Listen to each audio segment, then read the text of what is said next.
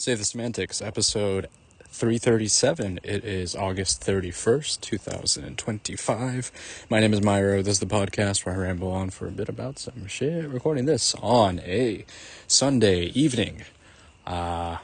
Recording this after what has been one of the hottest. It's been a brutal weekend for the heat. I felt like I could just kind of barely stand today. It was tough. But we made it through. I think things hopefully are looking to cool down going into this next week. But I think, especially over here, September is kind of, August, September is kind of when the heat is like at the highest. So try not to let up my guard too quick in case that kind of creeps back up. But, so far for this, at least getting past this weekend was kind of big. So, but anyways, other than that, it's been all right. Just been, with kind of the time that I've had, catching up on some Witcher. Also, I don't know if I talked about this last time I recorded, but I basically saw through to the end of the Trails in the Sky demo. So I'll talk a little bit more about that. I don't know how much more I can really add. But yeah, it's been, with just whatever limitations, it's been a pretty good weekend for gaming and that kind of thing. So that's been good.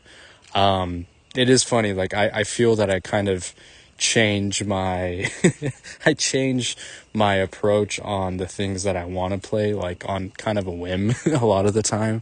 'Cause, I've been saying like, okay, the next game that I'm going to play after Witcher 3 is going to be Donkey Kong. And then, after going through the Trails in the Sky demo, I'm kind of like, you know what, maybe I'll actually play through, I'll actually get into Trails in the Sky in a couple weeks when that game releases. Or, and I know this is something that I think I said that it's not like a high priority for me. But Silksong is looking more and more appealing to me, as it's going to be releasing, what I think was September 4th. So in less than a week, it's coming out, which is kind of crazy. And based on what it looks to be from some relatively reliable sources, it looks like the game is going to be $20, which is crazy. The original game, I remember I bought it for like 10, 15, I think maybe $10 on sale, $15 was like full priced. So the game of that sort of, kind of legacy as sort of the indie kind of darling, and now you got like a sequel to it, and it only costs $20, considering all of the conversations that have sort of existed within the realm of gaming and game pricing and all that kind of stuff. You look at this example of, an indie game that has been so incredibly hyped up, more hyped up than a lot of AAA titles, right? And $20, right? I think there are things to kind of take into consideration with that sort of pricing model where you could argue, and I think with sort of the article that came out that was talking about, I think it was with Jason Schreier with Bloomberg, who wrote about kind of the creative process that Team Cherry kind of went about, where there was no financial burden for them because the first game was such a success. And because of that, they were able to kind of really stretch out their, just kind of let loose and take their time to work through things. There was no, there was not like this internal delay or anything like that. Again, I have issues in the way in which they communicated that. Like, I think they could have done a better job of communicating expectations, right? Like, they probably announced it way too early, and the fact that they were mostly silent on, the timing on that, I think was a little bit, I think they could have done a little bit better to temper expectations and actually give a bit more of like a realistic timeline. But regardless of that, I think because of the situation that they're in, which is fairly unique, right? Like there aren't that many indie games that are able to kind of, small teams aren't really able to, they're kind of like a very, specific case of an indie company that reached like such a high level of success. Like it's sort of, unprecedented, right? So they're in a very unique situation where they are able to kind of take advantage of their, take advantage of where they're at, and do things like spend an incredible amount of time working and perfecting this game, right? And then on top of that, I think the justification, like really, I think, and I'm seeing kind of conversations about, the pricing and the fact that, players are like, oh, I would have spent like 40, 50, 60 on this game. I think the matter is like they felt, the fact that they've already kind of reached this level of success, the pricing for this game is kind of like maybe a bit of an afterthought, along with the kind of the kind of the overhead costs of maintaining, of paying everybody, right?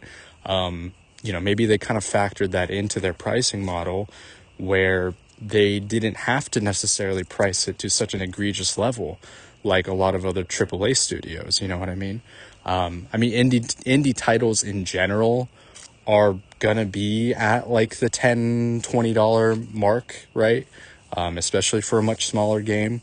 But in order to, recoup, if you are like a AAA studio and you're investing in this massive game with all of these different, you're employing hundreds of people, like the cost of developing that game in a lot of instances are not met. They're not able to garner a profit because of how much it costs for them to not only develop the game but to market it, and then to distribute it. Like there's so many other additional costs that come about when you're operating at such a high level, right?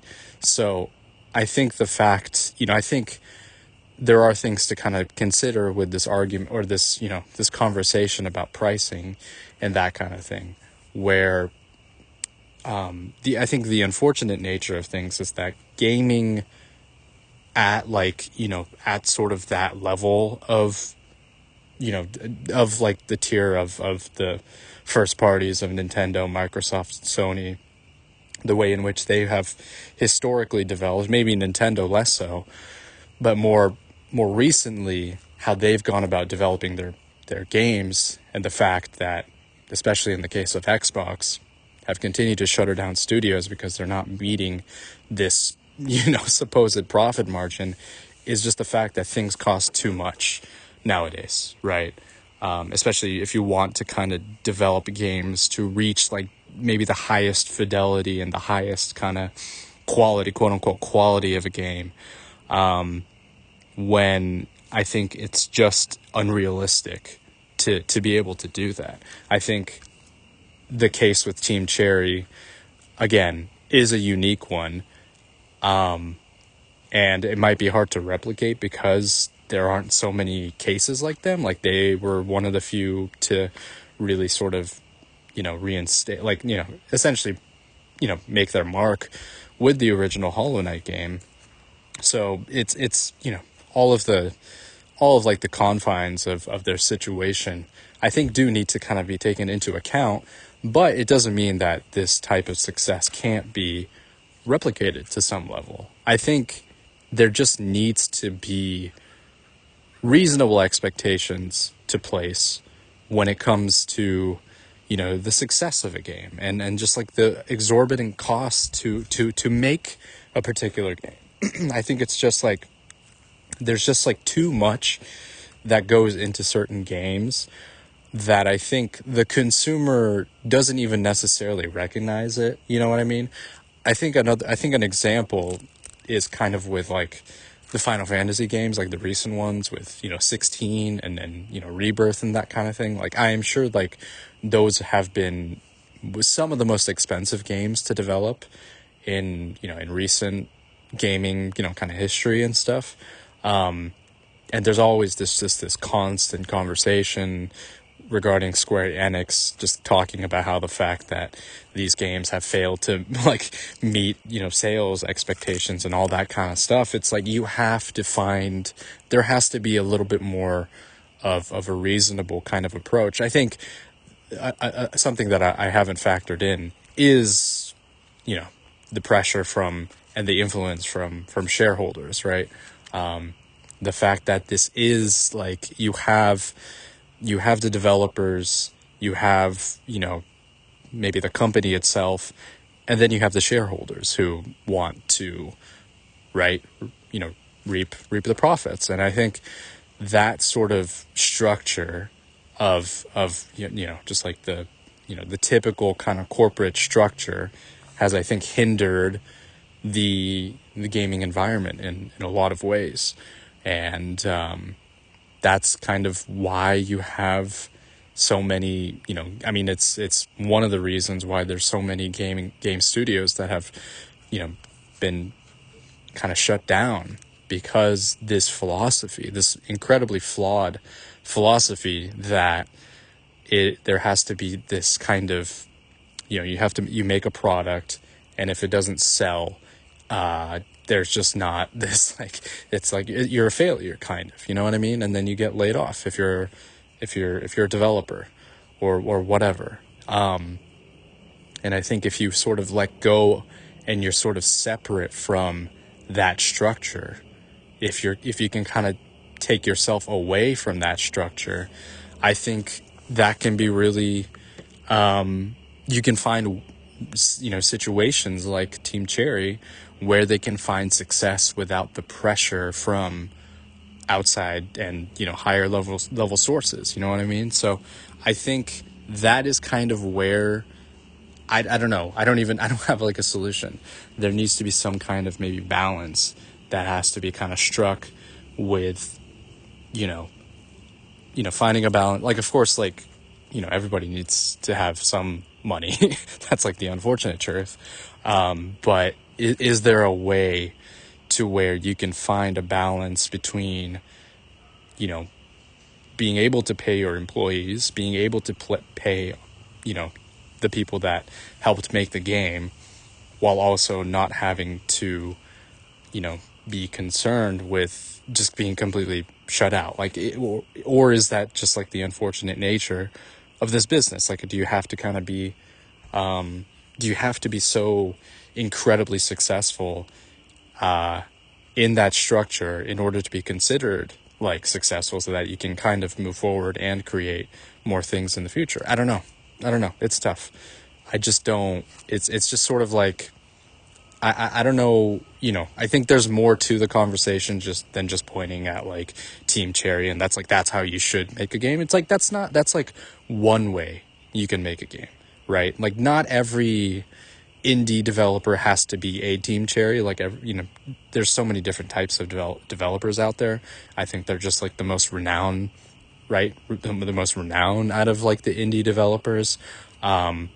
But I feel like there is something there that I think, with the success that they've had with their pricing model, there's ways that you can succeed in this environment without having to sacrifice employees, basically, right? So I don't know. That's just kind of something that I've been thinking a little bit about, is just reconsidering what the structure of the gaming environment can look like. I just don't, I don't think it's worth to be like limiting in that kind of structure, because there's so many ways, there's so many other games that have had success outside of this typical corporate structure. You know what I mean? Even in the case of like, and this is, maybe this is like a different example, because we're not super familiar with like how much it costs for Nintendo to develop games, because they don't reveal that information, right? But in the case of something like Xenoblade doesn't sell incredibly well. It doesn't sell incredibly well. like, I think like Xenoblade 3 is last time we checked, it was like pushing 2 million. But even then, I don't know if it's cracked that number. But even then, like, Monolith Soft is able to kind of continue to be a subsidiary of Nintendo, and they put out Xenoblade Chronicles X, the definitive edition, which I don't know. I don't think that was like considered to be like incredibly successful either. So I don't know. I think that is like, and they're continuing to be able to develop games and that kind of thing. So I think they have something going on there where they're I think they're included on parts of larger projects and that kind of thing. And there's not going to be this like fear of like losing their jobs or whatever. So in the case of like Monolith Soft, while maybe they haven't recorded like an insane amount of profit, they have been successful to a degree where maybe they don't sell like an insane number of copies of their games, but with kind of maybe reasonable expectations for what their games are going to sell, they've been able to continue to thrive. They've been able to kind of coexist as a subsidiary, develop their games that they want to do. They finished the Xenoblade, kind of the Xenoblade trilogy of sorts, and I don't know what the next thing is going to be for them, but it's like that's like another example of where you don't have to be the most insanely successful company to have some level of success, right? Like, you don't have to have like the most crazy profit margin to be able to continue to thrive in some way, shape, or form. So I think there's a lot of ways in which this can work. I just think especially in the case of a company like Microsoft, especially, I think they're the most kind of the more infamous case of how they operate, where they just don't they're just like, all right, if this game what is it, Redfall or whatever, doesn't work, we're going to shut down the studio that made this game, even though they made another game that was successful prior to this. But we just can't have that. We just cannot have like a down year, you know what I mean? Which I think is dumb. I think it's incredibly short-sighted. And it's incredibly frustrated. Like, even as someone who's not I don't really consume Xbox products. Like, I don't buy Xbox products or anything like that. But it's frustrating to see that kind of practice. You know what I mean? Anyways, bit of a ramble, as always. But my point is, I think there are ways in which companies can be successful without having to kind of relegate themselves to the model that has existed prior, right? You don't have to be like insane. You don't have to have double the profits of a game to be able to continue to exist and create games. I just don't think that's not a sustainable model. So that's kind of where, I don't know, that's kind of where my head's at. Anyways, going back a little bit, just talking a little bit about the next games that I've been kind of considering to play. Hearing about the fact that Silksong might only be $20, pretty appealing, right? And also, I haven't played that type of game in a very long time. I haven't played sort of like a Metroidvania type game in an incredibly long time. I haven't played Hollow Knight in 5-6 years, probably, right? So I think it would be kind of fun to sort of reintegrate back into that world, back to that style of game. And I really enjoyed Hollow Knight too. It was a very fun game. It was very special when I played it. I'm feeling a little bit, like, even a little bit more interested in picking up Silksong, maybe earlier than I expected, right? The other game that I was considering along with Donkey Kong Bonanza, was Trails in the Sky, because I finished the demo. And I really enjoyed it. I'm excited to kind of delve into the game proper when that comes out in a couple weeks. I'll definitely be picking the full game up sometime. But yeah, it's like, is it one of those things where it's like, do I want to get into the JRPG that I'm used to getting into, or am I going to revisit something that I haven't played in a good amount of time? I don't know.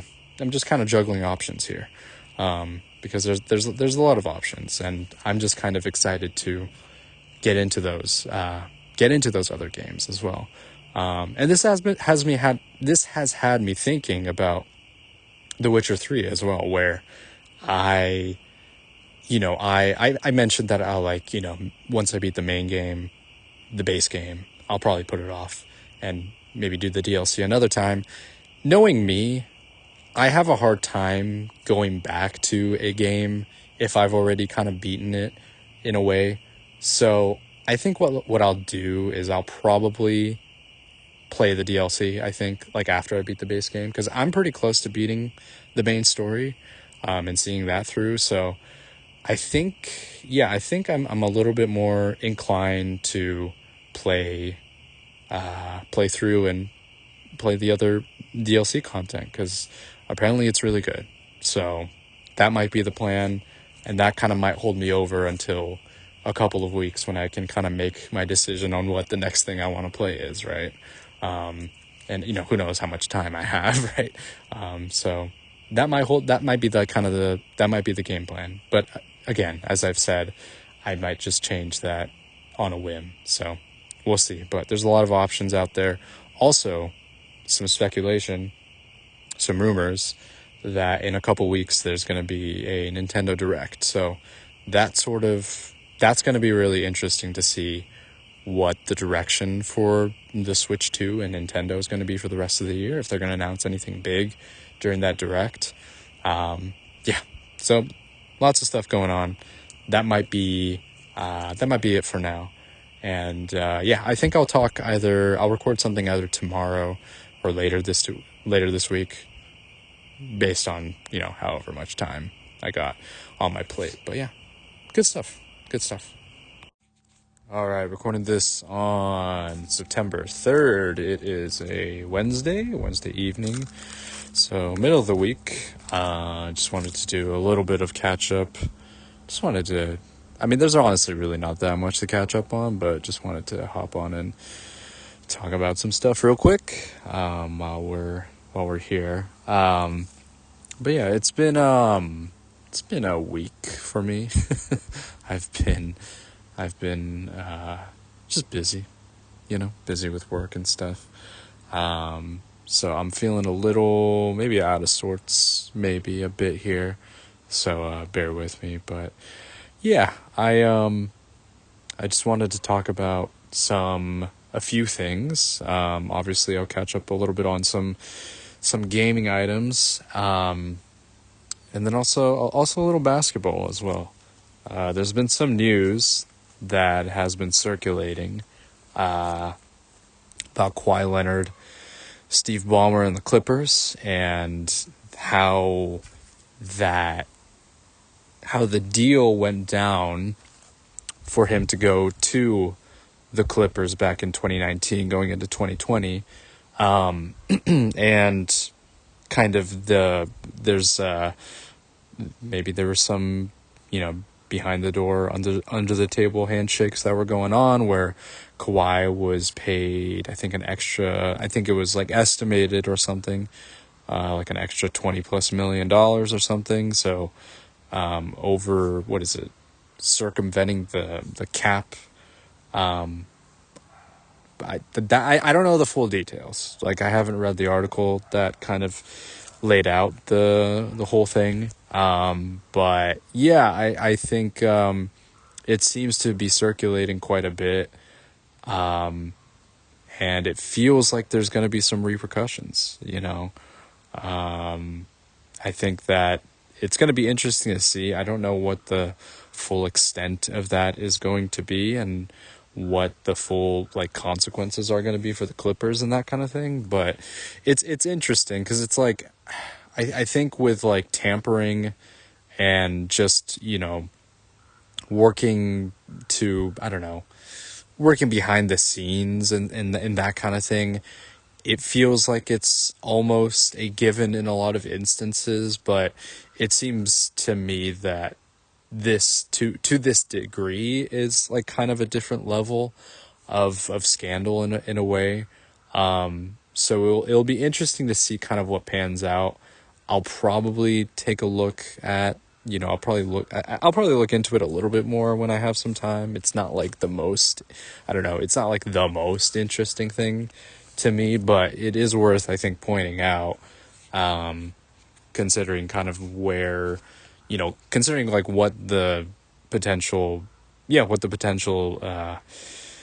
results and consequences of that are going to be, right? Like, what kind of effect is that going to have on the Clippers as a whole? Like, are they going to do, like, some people are speculating that it's going to, you know, they're going to try to force Ballmer to sell the team. Like, I don't know. Like, it seems like it's a pretty big deal.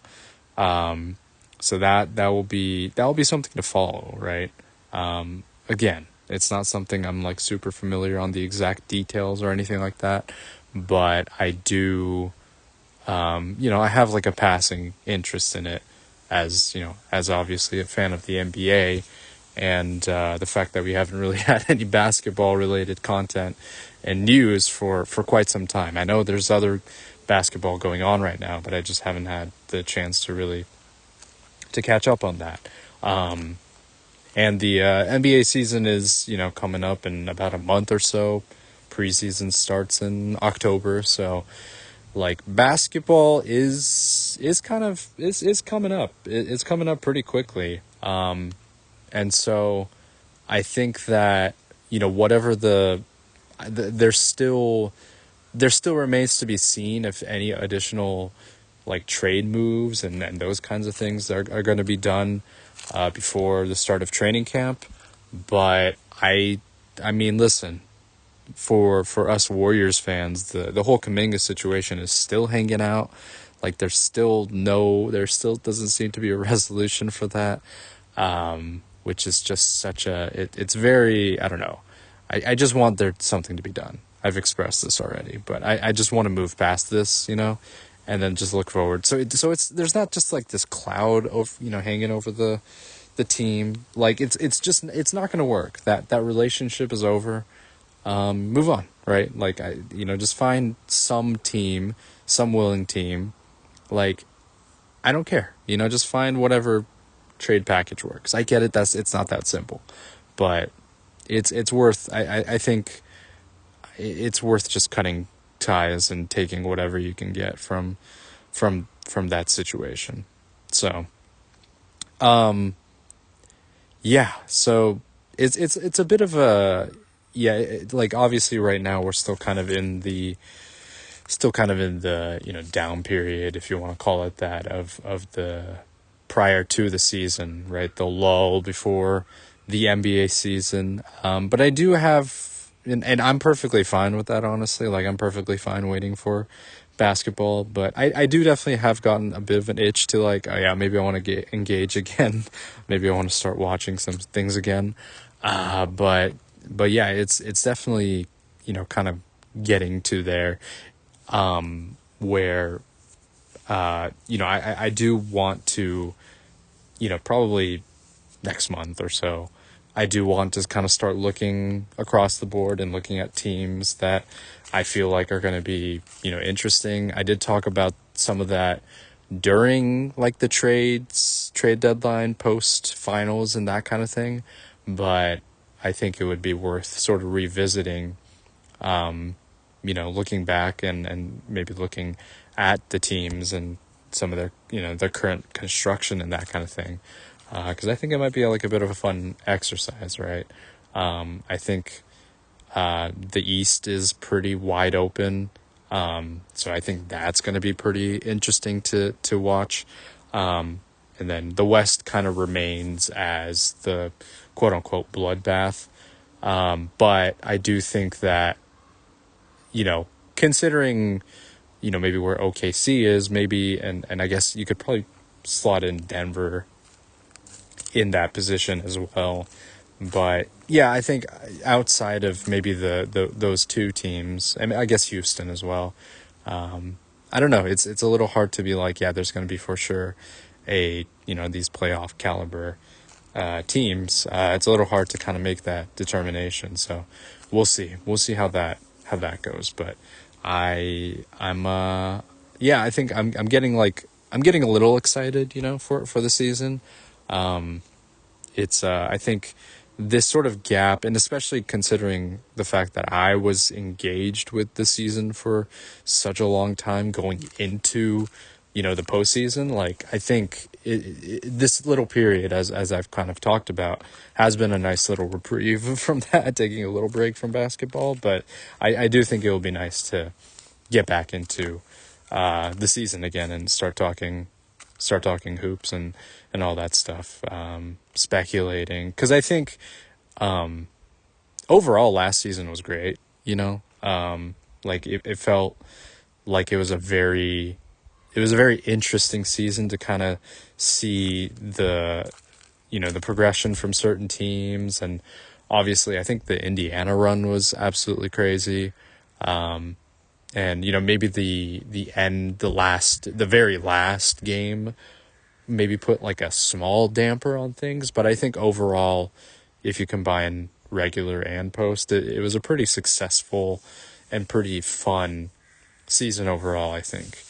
I think that sort of helps me get excited again for this upcoming season, because I think, yeah, there's going to be conversations about like OKC defending their title, what's it going to look like in the East? I think the fact that if you look at a team like Indiana who were able to achieve that type of run, I bet a lot of other teams are looking at that side of the bracket and thinking like, we could absolutely make that run ourselves, right? I think there's going to be, a lot of the teams, Indiana and Boston, are going to be hampered pretty heavily because they both have players out with their ACL injuries. So it's going to look a lot different. But there's like, okay, what's going to be kind of the sneaky team that's going to maybe make a bit of a Cinderella run, if you want to call it that, next season, because I think that's absolutely possible.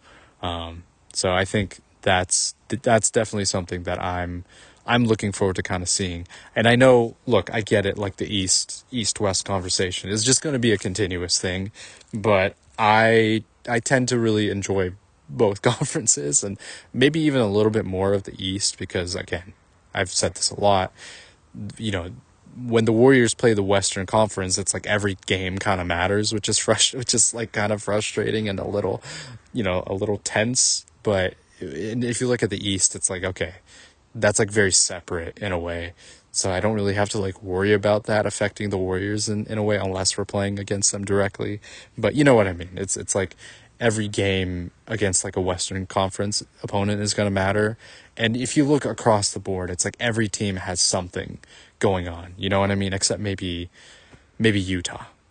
But every other team is, doing and working towards something. So it's kind of, I don't know. it's a mess, right? It's a mess. It's gonna continue to kind of be this mess in the West. So yeah, that's gonna be, I don't know. It's just like, I think the Warriors managed to really make something happen with, the Butler trade and everything like that. But this is gonna be, I mean, I'm repeating myself, but this is going to be another one of those final years with Steph and gang. So I'm trying to kind of like, really level my expectations, right?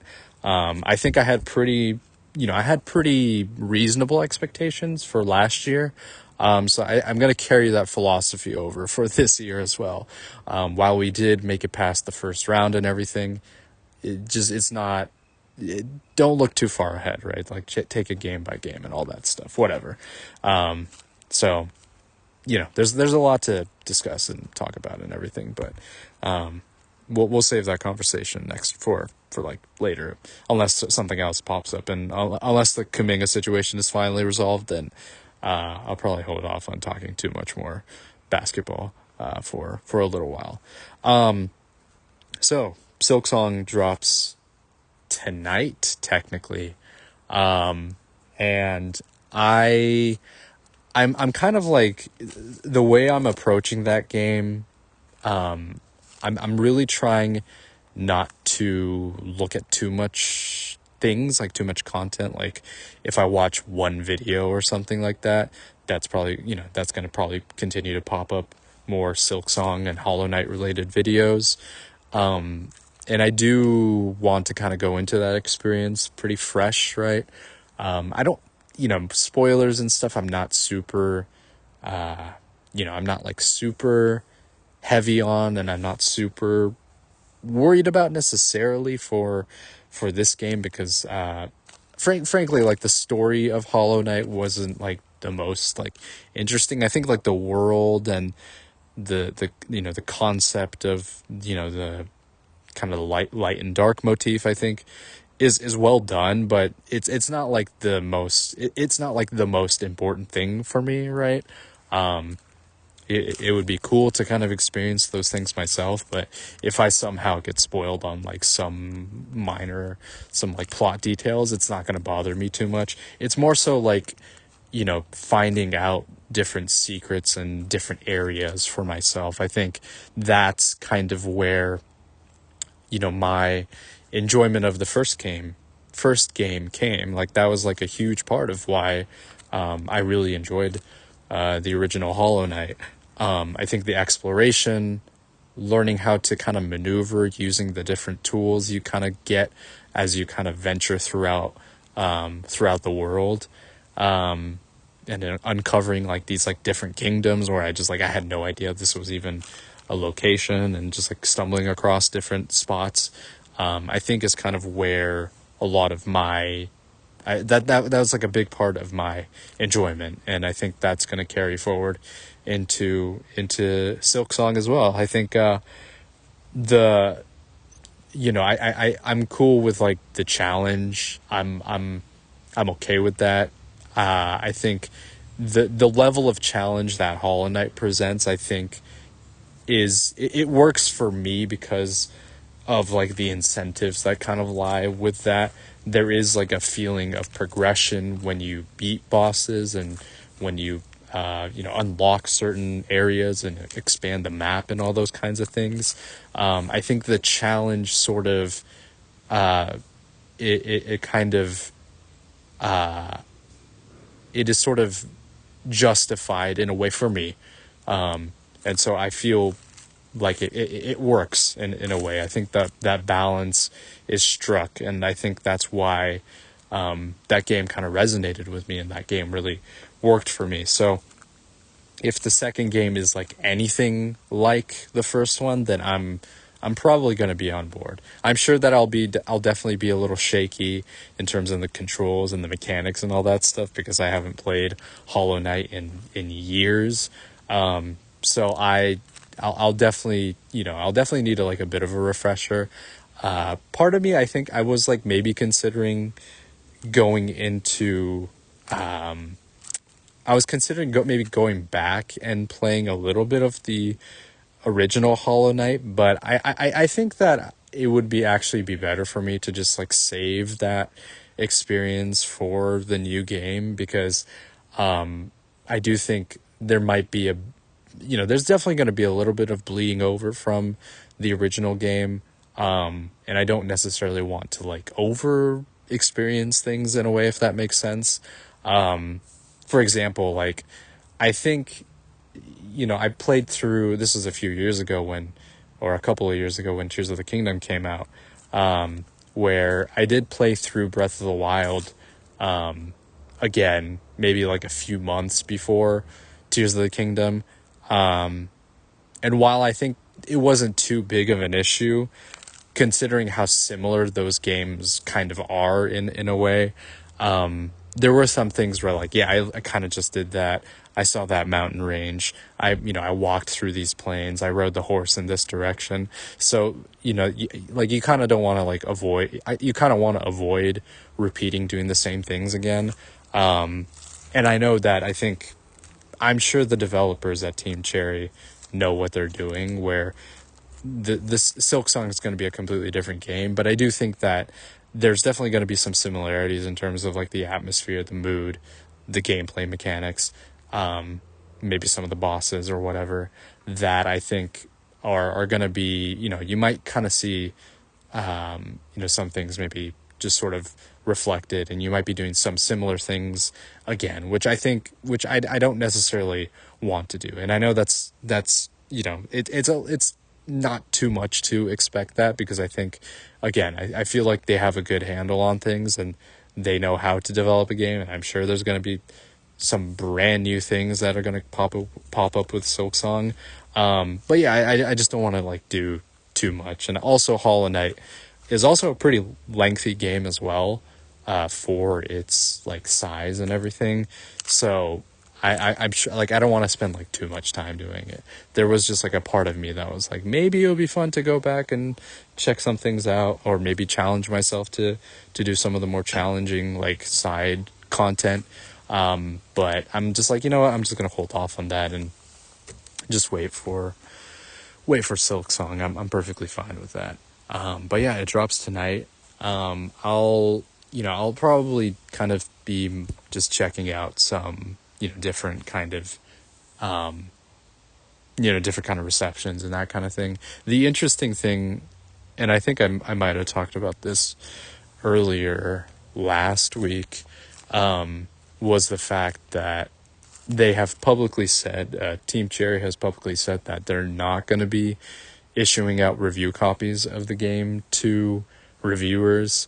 And there's been some like interesting kind of responses to that, where, typically I think what sort of, maybe there's a little bit of like criticism where if a game isn't, if like a review code/copy is not provided to a reviewer, that's sort of like maybe signifies a bit of an issue where the developer or the publisher doesn't want people to know that this game is maybe more flawed than it is. Maybe it's not fully ready for launch. This is a bit of a different situation, because they have stated that they want, the fans to get their hands on the game first. That's sort of their kind of justification of it. I do think reviews are useful. I do find them to be very useful. I have often kind of relied on them in a lot of instances to gauge whether I want to pick up a game or not. I mean, if it's a game that I really want, I'm not really paying too much attention, but I do still, I still kind of look at review scores and general kind of impressions and that kind of thing. Because it does give me kind of like, it does allow me to make an informed decision to whether I want to purchase a game or not. So I think, I'm sure people are gonna want to have some type of, maybe have something to kind of look to. But I do think maybe the impressions of, or, the initial impressions / early review of the game is actually going to come from more typical gamers, as opposed to some of the major, journalist publishers, for gaming reviews. So that's going to be kind of interesting to see, and how sort of like the major audience is going to handle that. I do think that like this is probably the most kind of hype that I've seen for a game in quite some time. Like I'm trying to think, going back to last year, like, Astrobot was cool, but I don't think it had the same level of fervor as Silksong does. Like this feels kind of almost a type of cultural event in a way, which is interesting. I am surprised at kind of the response to this game, and the fact that so many people are talking about it, even people that are not usually, part of like the gaming sphere, I think are involved in conversation with this game, because it's built up such a kind of like this myth, this kind of legacy over the course of these last like 5+ years of the fact that it took so long for this game to get released. So there's like kind of this like mythos almost attached with Silksong and the memes and all of that kind of stuff. So yeah, I mean, like, this is like the most, I don't know, it's been like the most kind of buzz that I feel like I've seen for a game in a long time. I really can't think of a game that comes close to this level, right? I mean, this year you could maybe point to games like Expedition 33 and, I don't know, like Donkey Kong Bonanza and that kind of stuff, but that's a little different because those games, like, that was just like a surprise. I mean, I guess maybe less so for Bonanza, but for like Expedition 33, like, it was like this surprise hit where everybody seemed to kind of fall in love with it. It was just like incredibly well received, but it didn't have like the same, it didn't have like this build up. Like, people just kind of found out about it and were like, holy crap, this game is amazing, right? With Silksong, it was like this team that developed, this kind of legendary indie game are finally coming out with this game after years and years of like anticipation. And so it's kind of just like this different kind of situation. And just kind of being witness to that, I think is pretty fascinating. Yeah, I really can't think of another example like this where a game of this kind of like almost magnitude is hitting the kind of the zeitgeist, if you want to call it that. I don't know, like the only equivalent I can really think of is maybe Grand Theft Auto 5, right? Or Grand Theft Auto 6. I mean, that's going to be just like, obviously that's going to be a guaranteed hit, but it's just, it's just kind of a different, situation. And, I'm just going to keep, I mean, I'm going to get the game eventually, as I've said before. Probably not yet, cause I'm going to continue to kind of work my way through The Witcher 3, as I said, play through like the DLC and stuff. I think I'm going to shoot to beat the main game probably this weekend, and then maybe start the DLC depending on how I feel, and depending on just the progress and stuff and timing. But yeah, that's going to be, I think, the the game plan for that. And then afterwards, I don't know what I'm feeling.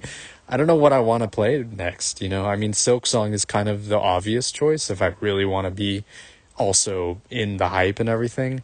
But I'm also patient about waiting for Trails in the Sky, because as I said before, I really enjoyed the demo, and I think it would just be fun to just jump right into the base game proper. So that might be the next thing, but I'm sort of like juggling it. Maybe I just want to do Donkey Kong Bonanza and just play through that. I don't know. There's a lot of options, and I'm just kind of like, I don't know. I'll see how I feel after I work my way through and finish up The Witcher 3. But yeah, that's gonna do it for this episode. Just a quick little catch up on some stuff. I'll see if I can. I'll see if I have the time to record this weekend and maybe talk about some other stuff. But yeah, that's gonna do it for now. Thanks for listening. As always, this has been Save the Semantics. Signing off.